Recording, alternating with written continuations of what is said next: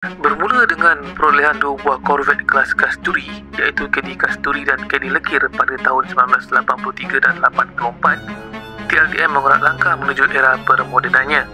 Kapal seberat 1,500 tan ini asalnya bersenjatakan misal Exocet MM38 dan mampu menempatkan sebuah helikopter bersaiz sederhana. Kapal-kapal ini bagaimanapun tidak dilengkapi hangar dan sistem anti udara yang berkemampuan tinggi. Seterusnya, 4 buah korvet kelas Laksmana telah dibeli dari Itali. Kapal ini pada asalnya dibina untuk Iraq sebagai korvet kelas Asad.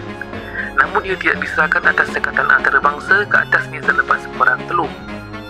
Penambahan aset seterusnya kepada armada TLDM ialah 2 buah frigat kelas Lee Q yang berdasarkan rekaan model Yarrow F2000 yang telah dibina di Scotstoun, Glasgow dan diserahkan pada tahun 1994 dan 95.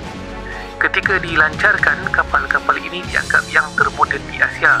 Kapal frigat seberat 2,270 tan berat penuh ini bersenjatakan peluru berpandu permukaan ke permukaan, iaitu surface to surface missile Exocet MM40 Block 2 dan peluru berpandu anti udara Seawolf dengan sistem lancaran tegak, iaitu Vertical Launching System VLS.